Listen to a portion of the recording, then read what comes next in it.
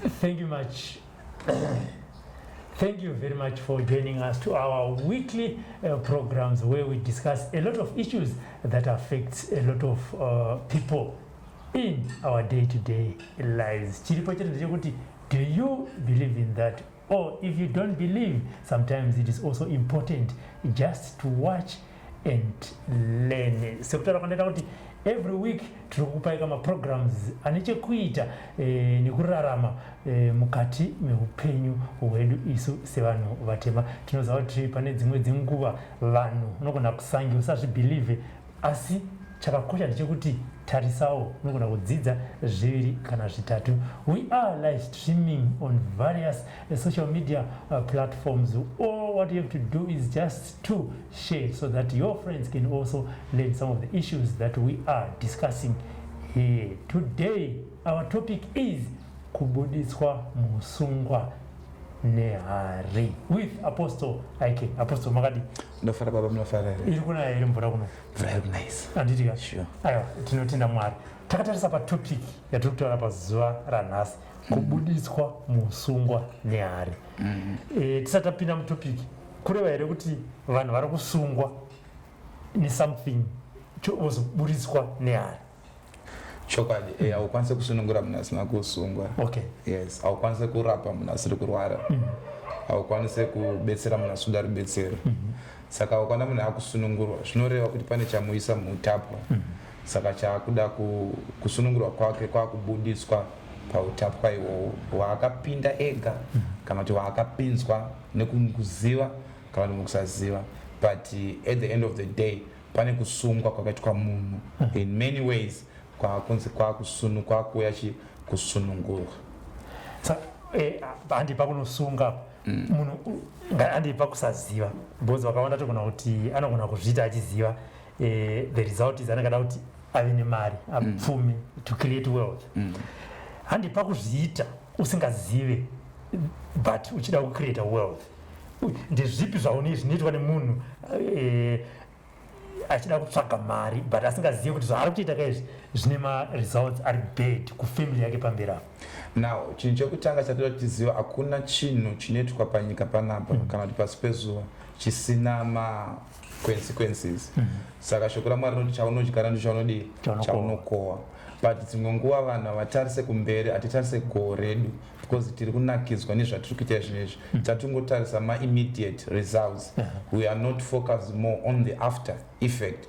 Now munhu akaenda kunotsvaka mari yekuromba, chinhu chautanga kuzwa ikoko kupiwa ma-conditions kana inonzi covenant yamunoita enter into.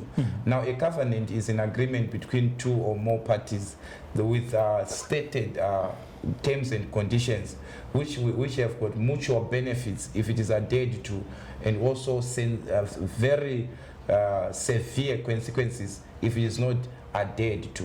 Now munhu aenda kunotsvaka mushonga wake ada kuita mari maybe ada kurima kana kuti ada kurana mashops or they want power. Now munguva yavo ivo vanogona kutove nezvinhu izvozvo, wotove nemari, wotove nezvese zvaakaendera zvaaida.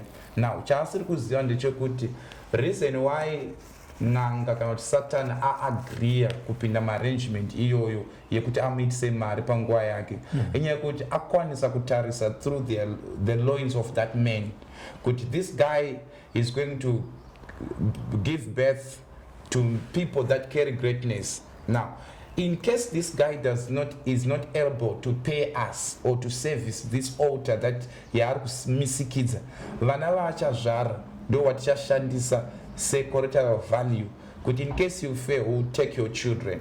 Now saka zvinoita ndezvekuti unokwanisa kuzvarwa mufamily yakadaro, haucharoorwa, hauchaita kana uri mukomana, hapana chinoitika chinofamba, zvinhu zvako zvese zvinongomira.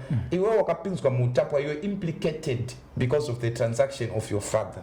Now for you to be so zvazvakutoda wakuda kutosunungurwa kubva pausungwa ihwo, hauna kuzvipinza iwewe as per se wakapinzwa nekuda kwababa kana unoda kwamai kana unoda kwemadzisekuru akaita zvinhu wachida power and wasingaziva kuti power iro ravari kupiwa certain the reason why ari kukupai power iri ari kuziva kuti in your lineage or in your generation there are people that are going to pay for it. They will pay for it in many ways. Now you see kuti kune munhu anoti akuda kuita chinhu chakanaka, the moment yoti apromise ngariwe basa ngariwe contract ingave mari kune chinhu chinofanira kuitika chinonomisa zvinhu izvozvo. Reason wakumiswa kupinda muzvinhu zvakanaka zviri kunzi baba vako kana tateguru rako takarikudza panguva yaro, saka anything good that is supposed to come to you chakutorwa as a way of paying for what happened then. Saka you see that every time you've tried this and it has become a circle. Yekuti pese paunoda kubata chinhu chakanaka chinongoya chotorwa, pese paunoda kubata chinhu chakanaka ukaroorwa unongoburutswa mumarriage, ukaroora unongobuda mumarriage, ukapinda basa something will happen chiri funny, then you mysteriously watoburutswa basa rere. You know you are a hard working person, you know you are a well meaning somebody, you don't intend to do evil, you don't intend any bad, but these bad things are happening to you. These things that are happening to you, they have nothing to do with your personality per se. They have everything to do with where you're coming from. Because makanobuda padzinde ravanhu vaita zvemushonga iwe hauna kuenda kun'anga, but baba wako pawakaenda he was carrying you in his loins. Okay. So any agreement and transaction that he entered into, you are implicated. Ndosaka shoko raMwari richiti madzibaba edu haasisipo but ndo akadya but isu wana tisozwa wadzira. Then ukawerenga mberi roramba richiti minda yakanga iri yedu haisisiri yedu takufanira kuibhadhara, but yakanga iri yedu chii chakaita kuti chii chakuita kuti tiibhadhare. There was a transaction that delivered minda iyoyo kumaoko emuwengi. That's why you have to pay for it. Overati ana mai vedu dzaveshirikadzi nekuda kwezvinhu zvavakaitika izvozvo, then yoti mvura even our own water we are now paying for it. We are now paying for the water that was initially given to us. So initially there was greatness in your family, but chinoitika munhu akanoromba, it is this. The evil will see kuti there was going to be a time in your life when you are going to be rich. So what it does is to compress those years and bring them near. Maybe you were supposed to be rich, maybe at 20. So you say, okay, you are supposed maybe to live for 40 years, and it is only maybe at 30 you are going to make it. So they will bring your future very close, but as they do that, they do it at the expense of the other generation. Okay. So the agreement might be good. Mind you, the devil anachake. So you take what is you tell you as if anechinja inacho. All you want is to get access to what you have so that it is legally delivered into him. Okay. So when you enter into a transaction, you enter into that transaction, you have legally delivered, just like he did in the case of Adam and Eve. When he's doing that, number one, is casting doubt. Number two, when they ate, according to Adam and Eve, they were only eating a fruit. To the devil, it was not the fruit. He was taking what belongs to them, the dominion, the world that was delivered to them by God. He now becomes the God of that world through the eating of what he has persuaded them to do. So it's the same way. Idea, they know what they want. But maybe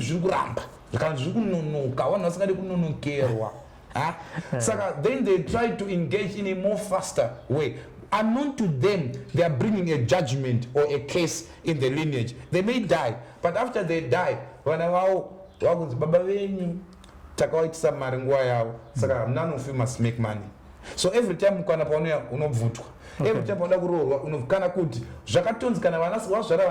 all your children, all your female children, saka uku kune varume zvikwambo but havana vakadzi. But zvakupa baba vakupinda mudhiri ravasiri kuziva kuti uyu ari kuda dhiri iri bozada kusevhisa zvikwambo zvake, saka ari kuti kana mazvara vanasikana vana venyu vese havafaniri kuroorwa.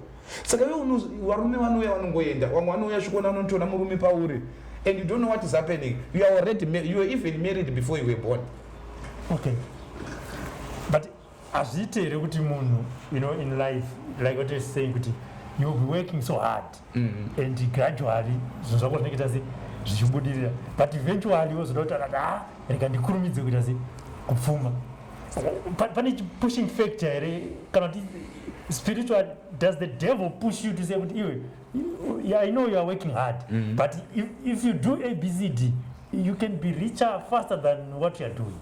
What pushes someone in as much as they are working so hard, they want now to fast? The people are not independent of the spiritual world. So the spiritual world influences the physical world. Now, what happens is, out of greed, the devil will sell his commodities to you. Then when the devil sells a commodity to you, you are enticed. When you are enticed, then you want to go for it.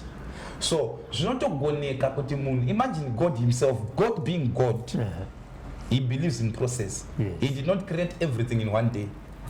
There was the first day God created this, the second day God created that, the third day God. He is a God who is believing in what? In process. Now, the first time that he did a blunder was to bring Adam a finished product. And you see the consequence of that. Then the second Adam was Jesus. He had to go through the process. He had to be born 9 months in the womb, born, given birth, grow up to the age, to the age. Do business with God. So even God believes in process.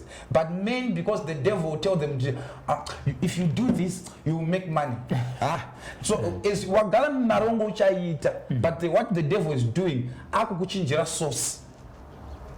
Okay.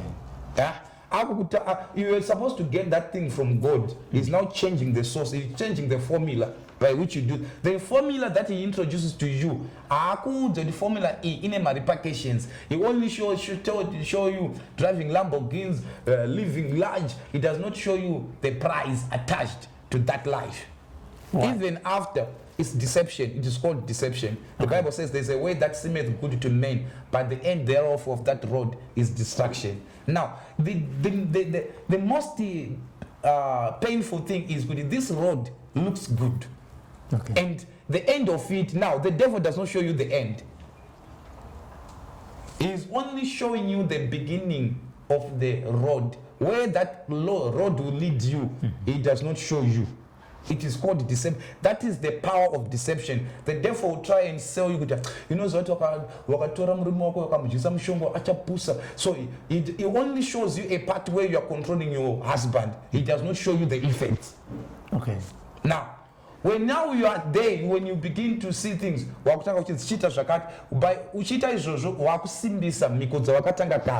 why every step they are going deeper into dark, So for them to repent, they've gone beyond. They've sold themselves so much that they are prepared even to kill their children to make it in life. Or even to kill someone to make it that. They have no remorse to say, but this thing I've traveled, let me come back. Because they've taken many steps into the wrong direction. So they'll rather go, the boss, they know the consequence. They know maybe let me have what I've gone for. So they will go. So the judgment that God brings upon them, he says, suffer not a witch to live. That's the reason. If they are prepared. Now, disadvantage, imagine them nakwenda kunoromba kubva uzonzi vana vako vauchazviita havafaniri kuroorwa. Vanakomana vako same thing havafaniri kuroora. Vachaita marombe. Now, ari kuti iye as long inini panguva yangu zvinhu zvangu zvafaya, I don't care about what follows. So this guy is prepared to sell a generation for him to make money. That's a great commitment. That is why you have people in church who are not making it, even though they are born again, but they don't match the level of commitment that their fathers have done on the altar. Okay, so Papa, I mean, I understand you've also delivered some who at one point say, Daneta, or my children, or my family have suffered enough because of the decision that I've taken. When you talk to them, one-on-one, vanoti panguva yavo zvinenge zvichivanakidza here kana kuti zvinenge zvichivaita sei? I just want you to take us through the mind of that person kuti paanenge achizviita kana kuti achienda kunotangana neprocess iyoyo mupfungwa mavo anenge achiti zvikozoita sei, achiona vana vakagara, vakomana vasiri kuenda kumabasa, vanasikana vari pamba, unenge uchifara here kuti yes, this is what I want, iwe uchiita mari uri one. Problem yedu, there's what the idea of demigods. You want to be worshipped. You want to. I was talking to someone The reason why akanotora mushonga akapinda angari muzukuru ari kurarama mufamily yana sekuru kwakazvarwa mai vake, but aida kuti ana sekuru wamurespect, he wanted to be respected. So akanotora mushonga kuti aite se, so these guys will respect him, and that respect is a function of greed. He wants to be a demigod. Now you will see, Mr. Tafumane, you will see with even today when you look at people, sometimes you cry for people. When you look at people, even on social media, people will present to you what they want you to see. But behind those celebrations, behind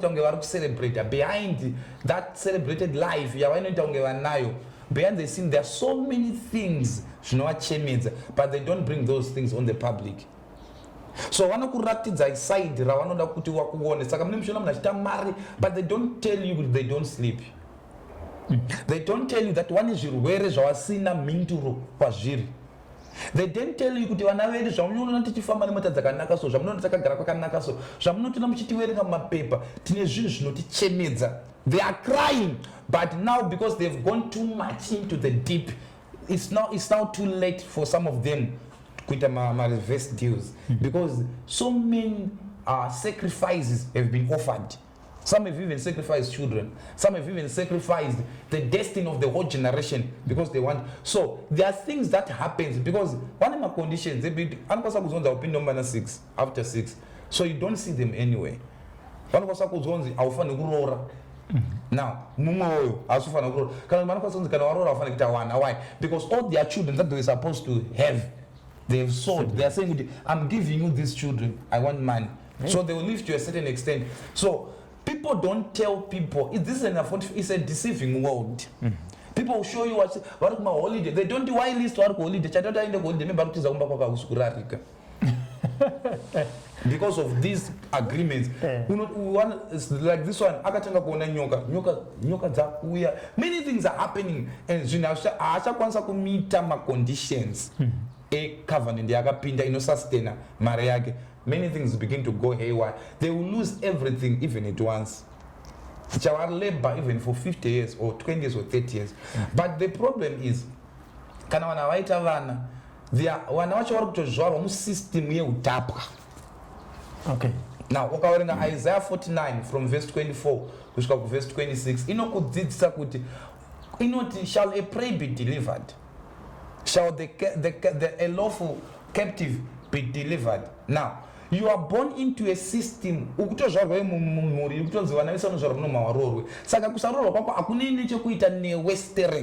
Okay.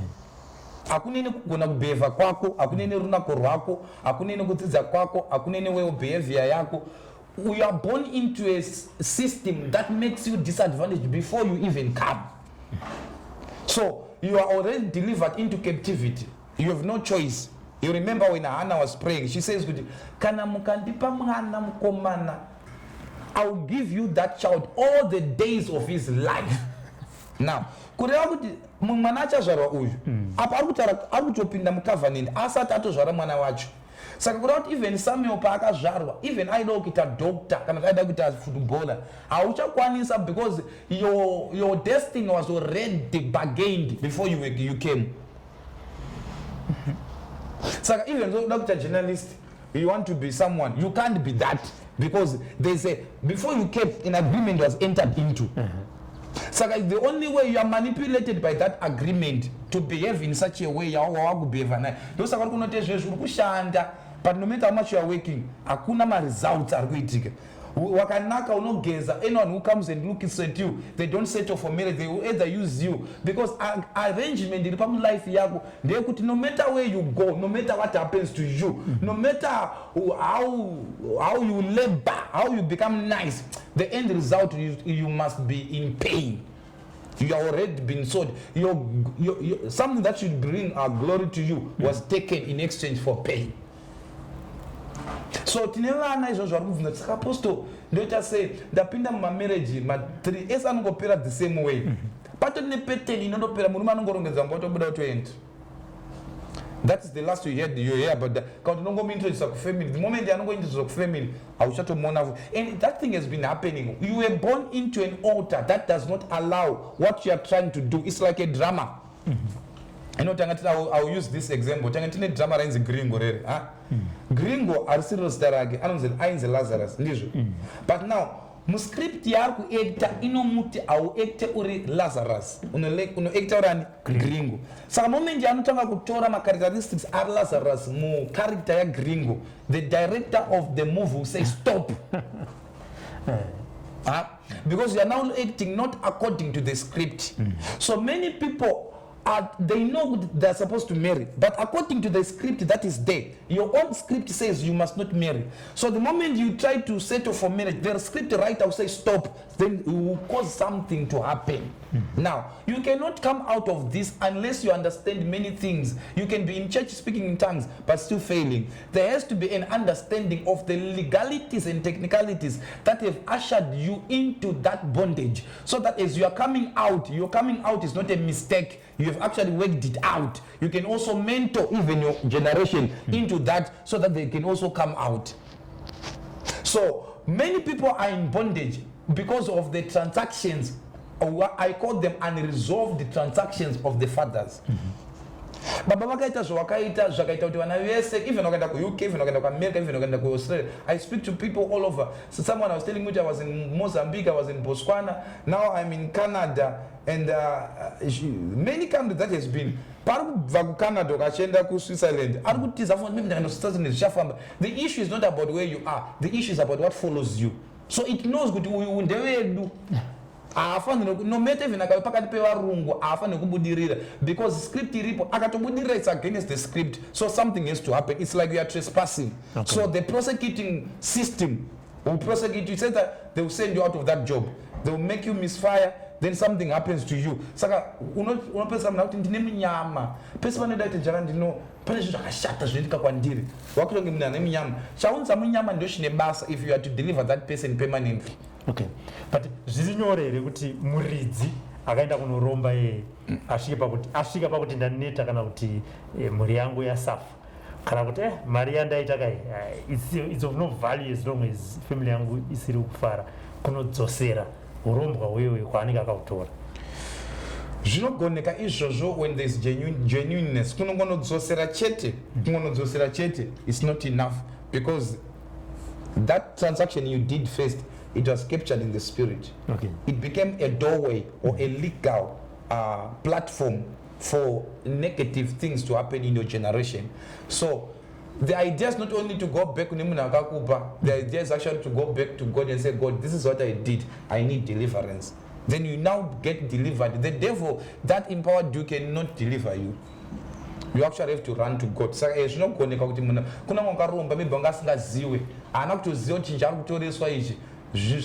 backfire. Now they are saying, there are so many things that are now happening in the family.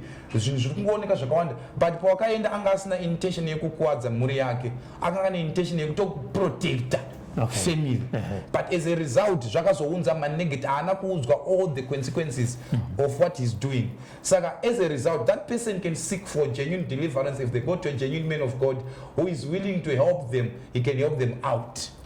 So you can come out. But the unfortunate part, you may not find that person. They may not have the time. People now will call, you come, they say in the name of Jesus, you are healed. And then when you fall down, they say it is over. And that is foolishness. That is a joke. You see? So there has to, all those things have to be undone. There are things that were done which have to be undone. So it can be a process, but yes, munanto antoti ndakatanga zvina nangu ndazofunga zvina nangu ndidyene maveg but ndine peace panhu kuti ndionekwe ndichicerebratwa but ndisina peace. Vanangu vachisafa because actually pandakanotsvaga mari ndinoti vanangu vagare zvakanaka but izvo vanangu vachagara zvakanaka. In that case, that someone can be delivered. Ngatiti apostle zvinhu hazvisi kufamba mulife yaRobert. Unoziva kana wakura vanhu vati chamari zvinhu zvangu hazvizofarika ndibvisa bhutsu. Kubvisa bhutsu kana kuti kunozvatsva kuanzi kudzifambira nyaya. Wobva unonzwa kuti baba vako Israel ndiye ari kukonzera dambudziko rauri kusangana naro. How then do you approach him so that nyaya iyi igadzirisike, because kana vakutora kuti pane makoapasi, but isusu we don't want it to end like that. And it's chokwadi makuwa atoripo anokwanisa kutowepo in the sense yekuti baba anokwanisa kuve adamant kuti this is what I want, I don't care what happens. There are people who kune vanhu vasisina mwoyo, vanhu mwoyo yakaoma. You can't water a rock, or you can't grow a garden on a rock. Their hearts are so hardened because they've given themselves to the devil, because they want money at all cost. They want power at all cost. So their hearts are hardened. Now, in such a scenario, we also have to apply the rule, let a wish die. Then there's also a scenario where we can sit down the man and try to preach to him, show him the way with this thing that you did is what is this. I remember I went to, he said, Jean, I went after Karoi there. No, we went there with the family. It was a family deliverance. So the father was involved. He was actually the one responsible for what was happening. Then the first thing to do is to cancel now. They should not. He still remains their father. He still remains their father. Now, that father is got what we call God-given authority, which is God, which cannot be taken away from him, regardless of that evil nature. It is God-given. And a power you could pronounce a blessing over the child or a curse over the child. So the child has to be very careful in touching those issues. Why least as you are trying to solve a problem, you can also create one. Yeah. Yes. So there is need for wisdom. Now, so we went there. I spoke to the father. I said, Baba, would you want Jesus? He said, I don't want him. Yeah. He said, I don't want him. So I spoke to him. I just spoke to him as I was led by the Spirit. And then when he said, I don't want him, then we had no choice but just to pray. So the first time I prayed for one of the daughter who was sitting next to him, when he saw what was now happening there, he said, don't adjust. Then I spoke to him. He brought engane mchimbo waiwonekwa nevana uchirara nevana. So vana vachiona baba vachiva vakabata mchimbo, but mchimbo yo vaishandiswa kurara nevana. So that was the reason why vana vanga vasingaroorwe. Okay. Suppose baba vaishandisa mchimbo kurara nevana. So he brought that thing, we bent it. He told ndakazwana sei angatopiwawo futi nasekuru wake. It was something chanyana yakupera. It gives that thing. So that muchimbo ngori ndikudarika munhu wese angari papo kusanganisira iye angari mudiki nechimbo iyoyo. So but the end result, that family was delivered and the father surrendered himself to God. I also went to MuHari. There's MuHari after Gurue there. We did something like that. Vana was kuroorwa, vana varombe vatsvakinda South Africa, vatsvakinda kupi vese vadzoka. Saka vakadzoka kuti family menu, it seems there's a problem. The apostle, can you go kumusha kuna na baba? We went there. Tana baba. The father was so welcoming. Now, about this particular father now, he did not know. Okay. Was angakapiwa na sekuru. Akangopiwa semchimbo achifunda piwa mchimbo innocently. Nyambato piwa chimari chemuri. And that thing was tormenting one. Then he also brought I spoke kuti pane mchimbo takati uripo ndotoishandisa kufamba nayo. But chimbo yaita zvinhu zviri fun even kwaari. Anga asingainzwisise, but chinhu chakanga ndapiwa nasekuru, there was that attachment in a value ndakapiwa nasekuru wangu. Then we bent it, we prayed for it. The children were delivered. When wakadzokera South Africa, things are now working for them. Now, saka kune munhu akapiwa say inheritance like that paroof pai. Mwana wangu saka zvinhu zvichienda kunani? Kana munhu akutofanira kuti zvinhu zvangu munopa ushu. Then mwana wangu otofunga kuti chinhu charupiwa chakanaka, but asingazoti akupiwa chinhu chichauraya rudzi. Saka in that case God has to give you wisdom on how to approach it, but hakuna chinhu chisingagadzirike if people are willing. Ngatiti vana vaona ndo zviripo, baba kana kuti amai, parents ndo kana bata but my parents, they are not willing kuti vana vabatsirikane vavo. How then are they assisting? Shoko raMwari rinoti ndichagadzira tafura pamberi pevavengi vako kunyange vavengi varipo. Harina kudefine muvengi uyu kuti ihama yako kana kuti hama yako. Okay.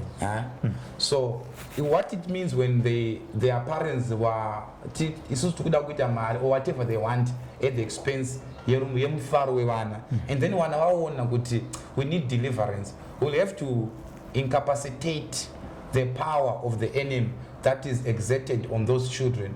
Kuti ndopata kuti zvose zviri kuuya kwamunhu ngazvidzokerwa zviita sei kwazviri kubva. Saka paunenge uchida kukubata zvokwanofanira kuzviona mwana hachabatika. Why? Because paitwa deliverance. Uye haisi yangopa munhu deliverance chete munhu odona. It's also teaching that person kuti after you are delivered, the devil will not give up. Your parents will not give up. They will also remember vasadzokera futi kuuya uti zvinhu zvazvichera sei hazvichashanda amene mwana wako akaenda akabetserwa. Iwe wacho wakufanira kuziva system how to operate so that even wakaenda kupi it will still be the same result. The same result. Just like Tafumane, if you go like maybe you're in Bindura, the same way you are operating this video camera is the same way you operate it even when you are America, because you know how to operate it. But when I can go chance, I can go so then he will not operate even though anayo, because it's not been taught. So it's after you are delivered, it's very important for you to be equipped, because the devil does not give up. Remember, the Bible says he left Jesus for a season, not forever. So when he was after Jesus, he knew, okay, now I'll leave you, but I'll come back again. So he's going there to strategize. The devil is a strategist. He's very organized. So he does not just attack. So they will see down. I told you I was delivering someone here. The mother was involved. Now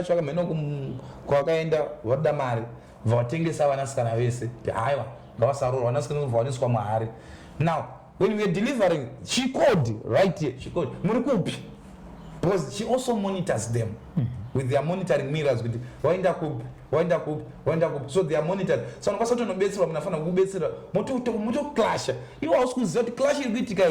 Kune mhepo dzasimuzwa kuti usabetserwa uti apostle wacha waite nyampa mhepo dzomusha kwako dzauya dzakati uyu akutobetserwa, let's do something. So it's a strategy to defeat you. Just like in the case of Hannah. Hannah achichema mumprofita akati wakadhakwa here. If she had allowed that thing to get into her head, she was going to go beg asina mwana.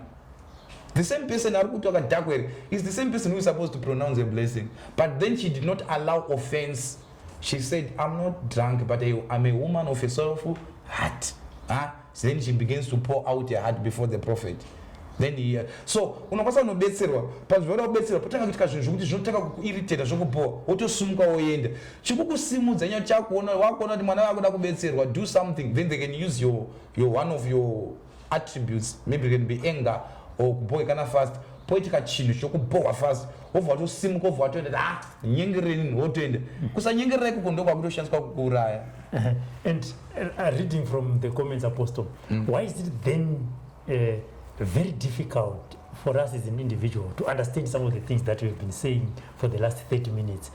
You know, munhu anenge akutonya kuti ndezvekunyeba izvo izvi hazviitike, tagai mari mashaya mabasa, tipe mushonga wokuita sei we know kuti some may be doing it for fun, but vamwe vanoziva kuti this is what they believe in, kuti hakuna zvinhu zvakaita sezviri kutaurwa nevana vana vanzi vanoda tobira vanhu mari. Chekutanga ndinofanira kuti Satan will never be happy to see people being delivered. One of the things that the devil will make sure, he may give you money, but he does not want you to have knowledge. Because knowledge is key to anyone's deliverance. You are only delivered to the level of your to the level of the revelation of the truth that you have received. You don't operate beyond what you know. Now, saka chinoita kuti vanhu vasazive kune issue inoti kamuchechi. One of the things is also kusave diligent on the part of those who have been given the assignment to deliver people. Now, to create hunger mumwoyo mavanhu yekutsvaka zvinhu zvakadzama. I will have an interview with you one day when I will tell you my story. Then maybe you understand a lot of things. Why? Yes, some people may be doing it for fun, and some people may be doing it to get money. Some people will be doing it for many reasons. We don't know. God knows. Now, but if I will tell you my story, I think the next thing that we'll do, let's just try to understand me. I'm coming from somewhere, and I've seen a lot of things that are evil. I've seen a lot of things that are evil. And I came to a place where I said, it's not enough to be in church when you know what you look around your life, there's nothing that shows, that is evidence inoprovwa kuti unonamata Mwari, because Mwari wacho haasi chinhu chisingabatike, because zvinhu zvakasika zvinobatika. Saka kureva kuti kana Mwari ari involved mulife yako, kune zvinhu zvinobatika zvinofanira kuwanika mulife yako. We are not talking of cars, houses. These things they are beyond those things. Because kune munhu asinganamati zvozvani motikari, kune munhu asingatonamati akarorwa ende arikugara nemurume wake zvakanaka. We should get that thing correct. No, we are talking of life, real life. Kune vanhu kuti vanongotora everything for granted kuti what is meant to be will be. That thing is not true. What is not meant to be, what is meant to be will never be if you don't do anything about it. This life is for fighters. So it is to the extent to which you fight that determines what will be allowed to your life. So marriage inokwanisa kunge iri yako, but you still have to fight for it. Basa rinokwanisa kunge iri rako, but you still have to fight for it. Promotion can be yours, but you still have to fight for it. Because at every level, you have to defeat something for you to tap into the next level. Saka, kana uri udofu ufana tokunda udofu. Those are the my exams to qualify us to the next level. If it in the spirit is the same thing. So many people, they say you cannot attend a church, and the devil, that's what he wants. He wants you to be in church, but it's not anything. So I know not to pana job, I not so there's a reason for him to worship you. Then God says, okay, I want to prove you wrong. Touch him. Then he touched him. He still said, even when he had nothing, he still said, naked I came, naked I'll go. Blessed be the name of the Lord. Now, many people who call to the blessed be the name of the Lord, naked I came. They don't know the fight that is involved. This thing is not something shirimu mepo. It's something that you go through. Saka wana ignorant. Why? Some people were born and there was no problem. They only begin to realize there was no problem. It doesn't mean there was no problem, but they were under an umbrella. They were under my parents. So when they are all now exposed to the real life, they say, wow, everyone in this family, why is it everyone in this family dies of cancer? Why is it everyone in this family dies of HIV? And these people, they are not promiscuous, but they all die with one sickness. Now, it's already telling you there's a programming that is beyond you. So many people, they don't want to dig deeper into the realm of the spirit. Why? Because the energy that is required, it can be more. It can be demanding. Just for you, did not come, just wake up a journalist. There were times when maybe school fees, you have to labor. That labor, people do not do it in the spirit. It's also there. For me to know things, I don't just wake up and say, now,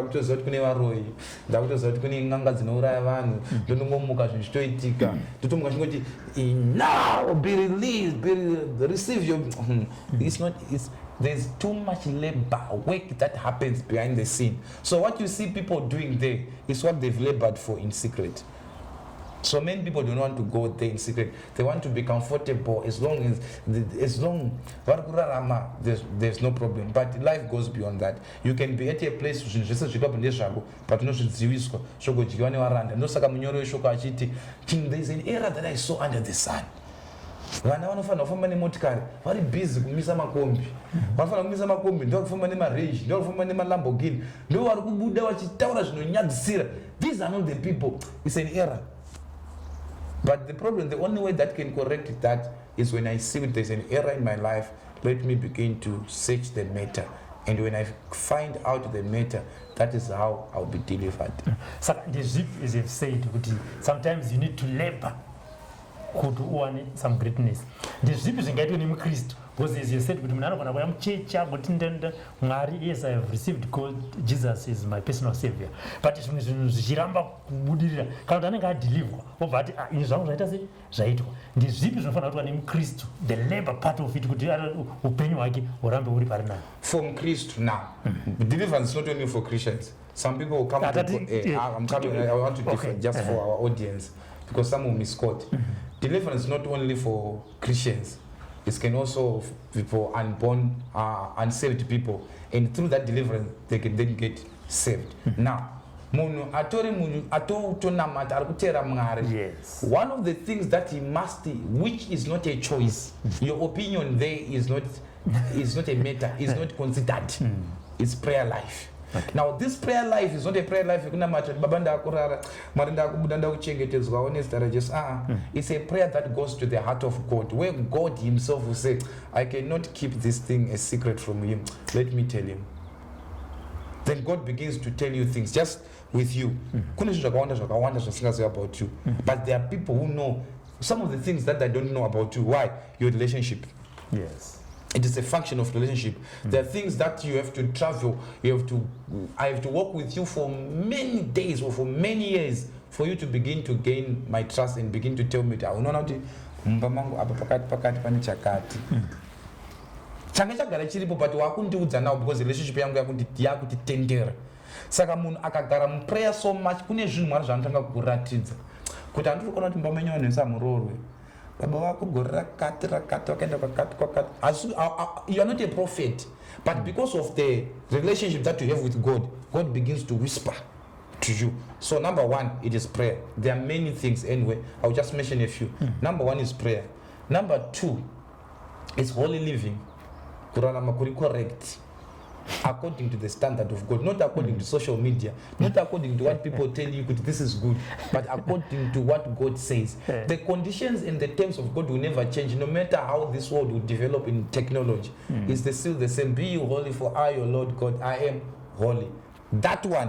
When God says be you holy, it's not going to benefit God. It's actually a system of protection around yourself. Because without the Pple of holiness, you allow the devil to attack you. So when God says don't do something, it is meant to protect you. It may not even make sense during that time. But it's actually a system of authority that God is bestowing on your life. So that when the devil comes against you, you will not find a ground. You would uyu azifana ukuthi kakwari because tinoroya naye kana tinomba naye uyu anendake kuchechi but aiwa tosukura naye tarisai makuwa ake tarisai upenyu anorarama kana asiri kuchechi. You are giving the devil evidence to prosecute you with, and that is a most errors yevana nonamata because also machechi edu anoda kuzara saka we don't talk about it. We don't our zvitsurwe. It's not big. Vanonzi where is you ingouya chisodongo moyo wako. Now what you are producing outside there is a function of your heart. Zvose zvinhu zvaanoita zvikubuda mumwoyo make. Now saka God will say be holy. When he says be holy, whether you are holy or not, he does not change God. He remains God. So when God tells you those things, be holy, be respectful, honor, be loving, all those things are actually your advantage if you observe them. But many people, we just want to use God say chikorobo because then I go back to my life.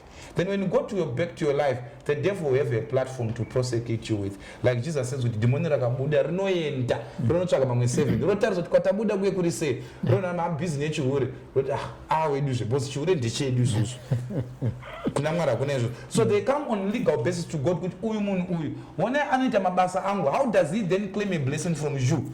He's not your, this one is not yours, is mine. Then God will say, okay, yes, he can, because the scriptures cannot be broken. Ngatitiyo munhu abatsirwa apiwa deliverance but asati areceive Jesus Christ, zvii zvaangaitewo kuti ave gara ari protected? Ana zvinhu zvaanokwanisa kuita as long as outside Jesus Christ, because Jesus is the one that is your system. Kutsva kuti kana howe ingararame sei iri panze pemvura ine nezvainokwanisa kuita kuti irarame. It's impossible. It can only do anything that it wants to do iri mumvura. Now you can't have a person ari kurarama and now then he wants protection from Jesus and yet you are operating outside the jurisdiction of him. There is no hope for you. Saka munobatsira vaKristu chete? No. Jesus came for the lost. You know one thing about me, I understand. I think I've told you it one time. I think what it family that I've delivered. I have people who were in drugs that I've delivered. If you say Jesus, a lot of people in church, they are pretenders. Those people. A lot of those people in church. That's why you can church. You will find you are in church. That's why you walk in the moon. Kana kuna munhu anonamata sei mutore muendese kunoenda kubasa kwake kana kumunhu kwanoswera wosvika woti mai omudanza netitle yekuchechi ari kubasa kuti mufundisi vanhu kubasa kwakadze maybe surprise kuti mufundisi because many people have mastered kuratidza vanhu zvavanoda then they keep that part yavasingadi inoonekwa nevamwe vanhu vanomuziva. Saka if you want to know a person anonamata enda kumba kwawo woti mudhikoni uzokwanisa kuona mudhikoni ari pamusoro pejuraho wachishauda mai pa next door. Saka Jesu akauya chaka chakarashika. At one time my Pharisees they had a problem with Jesus. I just got my tax collectors. But master no, he came to seek that which is lost. So I don't deliver. Well, actually, I celebrate more when I deliver no singers MuHari, because those people they come with an attitude, we don't deserve this deliverance. I know I've done a lot of things, but God, if it is possible, deliver me. And they receive more. They come and they receive. Why? Because they've that brokenness. They know themselves that I don't even deserve to be helped by God. They know. So when God looks at that, he says, this guy is not coming with a deserving heart. God, and it is out of that deliverance. He said, what? So for all these years, Apostle is not going to famba. And I'm looking at her. She's an old lady. She has never seen it. I can't on the phone. I don't you don't need days. Why should you need days? So that experience shook here. But should I say Apostle with 2 minutes to arrive? There's a load. They don't get some commandir. And because of that person will give, I need this Jesus. Why? Because you have touched them. So life is a function of power. It is the amount of power that you bring to those people because they are under a power. So if you introduce a greater power, naturally they want to follow that power. They will say, I want this Jesus. Why? Because and they will see I want to in the name of Jesus, I deliver you. Then maybe another then I break it. And then they want God. So I deliver everyone. I even Nganga. Can I still deliver? I deliver them. Even Waroe. Kazhinji pano kune vanodifambira nyaya dzacho zvinogona kuti murume kazhinji anogona kunotsvaga mushonga wokuda kubatsira mhuri kana kuromba deliberate then mukadzi wozonzwa kuti izvi ndozvikuitika. Mukadzi uyu akabatsirike sei kuti baba ava vasarende zvinhu zvavanenge vakanotora izvi? Bozozwa kuti kazhinji panogona kuita divorce kana chi, but the idea behind is to build families. Akabatsirike sei? Iye ndiye anomirira here kana kuti baba vanonyengetedzeka sei kuti vauye? Really spiritual is not a function of how we talk.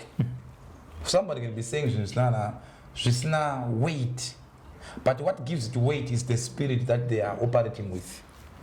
So if that woman labors and does what is supposed to be done, deliverance, there should be a way that no mukadzi isinga break marriage, but no kwasira kuti baba uti say wabatsirike kana kuti even wasiri kubatsirika zvinhu zvavari kuita zvichaafecta muri paiswa boundary. So to the end result, ultimately that guy can come or he may die.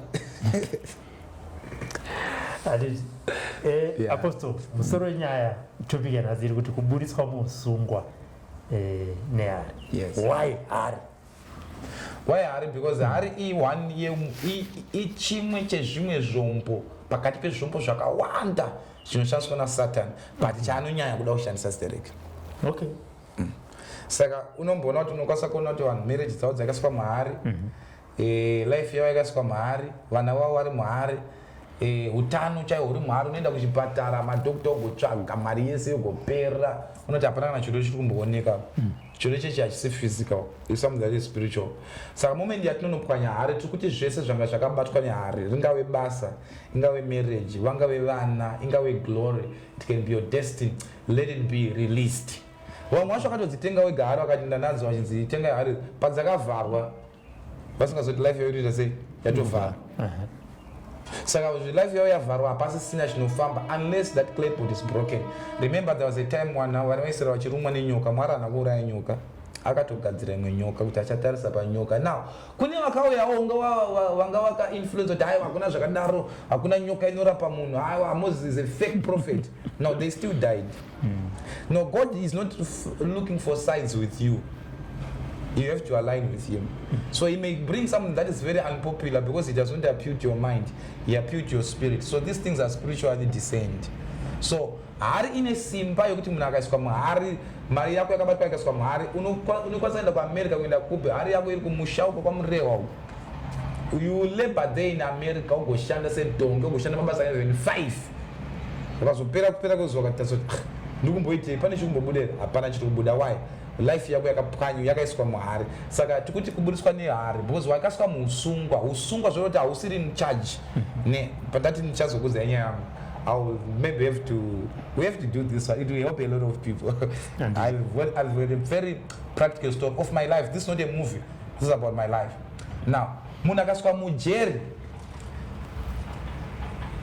Hausisina right yekufunga. Zvaunoda. You may want to go to town, but the prison does not allow you to. Saka munhu akaenda akaiswa mujeri reHari unokwanisa kutozoti mandiri ndoda kuita mari but uri mujeri haubude wakaswa muHari kusvika hari iyo yapwanya waregedzwa kusvika jeri rauri ravhurwa wanzi chibuda uende zvamufanira shiri akaiswa mukeji shiri iyo ine capacity yekuenda kutown uku but izvozvo it cannot fly. Why? Because it can only fly space iri kutenderwa necage. Saka most of us toda kutrakuita zvinhu zviri out of the cage yatiri. And you are finding yourself failing unless the clay pot is broken and you are released from that prison. Then you begin to wautanga bata mari mabasa utanga kuuya vana vakurara hapasisina vananorara vachichema hakusina zvinhu zviri fun. Why? Because where you were it was a prison and what was happening there it is what happened in that prison. So you need to break out from that prison, and when the prison is broken you can now say nasinda kuenda kwamtare you can go, nasinda kuenda kupizza you can go. No matter how much you desire pizza when you are there you can't have it because you have no access. What is taken from you, what was taken from you was access, that freedom. That is why we are bringing deliverance. So when we break the clay pot we are breaking you away from that anti-marital prison, financial prison, mnyama jambra. People go a lot of the kuna stories like andinonzwa izvinezvi you know story inyowani asana muti kune zvakadai zvinoitika kune zvakadai zvinoitika things are many things but vanhu vakatrainwa kusaratidza zvinhu zvinovachemedza so they vanoisa mamakeup avo kupfeka masuti avo pinda motikari dzavo. When you look at them from afar you admire them, when you get close they are rotten, they are crying, so they are in prison but maprisons edu akangosiyana. Pane vanogona vanga vachida kumbotaura naApostle one-on-one and from what we have discussed and what we have been discussed previously and vamwe vati rega ndimboedza kuti zvinoitei. Apostle vanowanikwa kupi, days, hours, phone number uye nemashandiro avanoita? Apostle vanowanikwa paphone number inoti +263 785 602 388 +263 785 602 388. Both you use that number for direct calls or for WhatsApp. You can WhatsApp call, but I don't chat. The reason why I chat, there will be many people. So someone will be saying, "Magadi Apostle, Diripo Magadi." Jiri say, go straight to your point. Hey, don't worry about me. I'm fine. God protects me. I'll be fine. The only thing, if you are concerned about my state, just pray. But if you are coming because you want help, straight to the point. Why? Because maybe in 100 what send my message. You will say, Zimbabwe. That has nothing to do with your problem. So just go straight to the point so that we don't waste time. Then you can call or you can WhatsApp me. Then talk with your Twitter, say for one-on-one, you book your one-on-one. Can only outside the country, there's also a deliverance online for those that are saying, Apostle, I want to be delivered, but I'm in America, I'm in South Africa, I'm in Botswana, I'm in Australia, I'm in New Zealand, I'm outside where you are, I can't come there physically. There's still a provision for your deliverance. We can still deliver you. There are many people that have delivered that are abroad, many people, so you are not exempted. If you are in Zimbabwe, you are close, you are saying, man of God, I want to come to sit with you one-on-one. You call, you will be told what to do, how to book your one-on-one. More time of bookings than you, worry about time. Non phone times, no going to one bus 80 kushiko maybe. And this experience, I would be saying, phone midnight hours. Unless there's a problem like one work, like there are people who are saying now 12 hours, 8 hours. I'm going to send a message.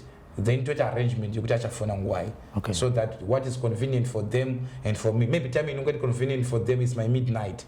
Then there has to be at that and those that send a message, who wants to talk to me, but we are on different time zones, so I can cater for you. But when you're not good to Zimbabwe, you can take a 2 hours, can take a 1 hour, then you want to call me midnight. I have a family, I have many other things to do, but I'm all here to help you. Let's just be reasonable. Midnight, video call. You don't call me with a video call, and it's not good that video call me. Video call is very private. I have to agree to that. So you video call me when I give you that go ahead. No, there are people that call me video calls. That one was appointment here to read because I want to deliverance. I have to video call, talk to that deliverance on video call. But that is on instruction. Yes. And then we church. We have our Sunday services every Sunday in town. We just make sure you observe the protocols, the COVID. In town, that is corner Albion in Chinoi. You call us there. And then we've got our Facebook Live page. That is Apostle Israel Kawemba. You can follow me on that page. We also have a Zoom platform for deliverance school that is being attended with many people from all over. You can also inbox to be enrolled on that so that you are delivered. In case you are far, you want to have more of these teachings and to be delivered. So it's Apostle Israel Kawemba. That is Facebook. On Sunday service in town, Chinoi and Albion. And then my number, you can get in touch with me on my number for your deliverance. If you're hearing this and you know you are attentive and what I've mentioned is what is happening to your life, it's just a call that God has remembered your prayer. He wants to deliver you. The devil is whispering, deliver, but he's trying to stop you from being delivered. Don't allow the devil to trick you. You have a life to live that God has given you. To be delivered for you to be ushered to your inheritance. Yes. At SlyMedia, we say building bridges. Chakakosha kana muchinge matraya sezvinoita vanhu kuti tafamba tanita asiri gai timbotraya Apostle IK. Kana zvichinge zvakufambirai, don't tell us, tell others. Asi kana muchinge mavharwa, nekuti vakawanda makomenti anenge achiti vanhu havada kutsvaga mari kuvharwa, muchinge mavharwa, tell us. We will come and deliver you. Apostle, those that are watching from wherever you are, I speak a blessing over your life. May God rescue you from every snare of the fowler, and may the snare be broken. May God remember your family, your children, your business, the job that you do. May God protect you from road accidents, from road protect you from all evil. May He deliver you in Jesus' name. Have a great day. In Jesus' name, amen. Amen.